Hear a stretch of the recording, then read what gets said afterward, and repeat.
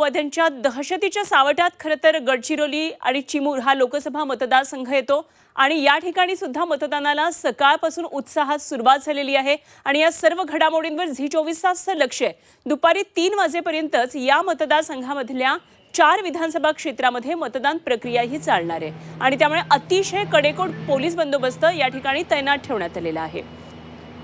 तर गडचिरोलीमध्ये एका आदर्श मतदान केंद्रावरून या सर्व वातावरणाचा आढावा घेतलेला आहे आमचे प्रतिनिधी श्रीकांत राऊत यांनी।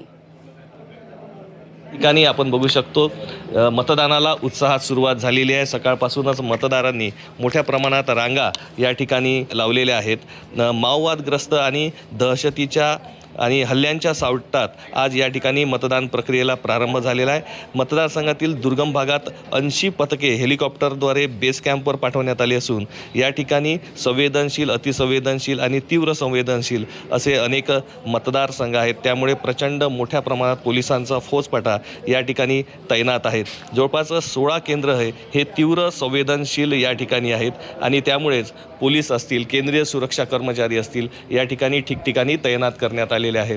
लोकसभा मतदारसंघाच्या दृष्टीने आज राज्यात सर्वत्र सायंकाळी 6 वाजेपर्यंत मतदान असलं तरी गडचिरोलीत मात्र दुपारी 3 वाजेपर्यंतच मतदान या ठिकाणी होणार आहे। गडचिरोली, आरमोरी, आमगाव आणि अहेरी या भागात दुपारी 3 पर्यंत मतदान आहे, तर ब्रह्मपुरी आणि चिमूर या ठिकाणी सायंकाळी 6 वाजेपर्यंत मतदान हे होणार आहे।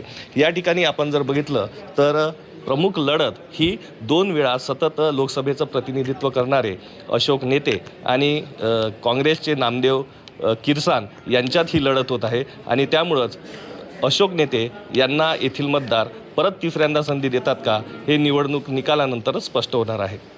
श्रीकांत राऊत, झी मीडिया, गडचिरोली।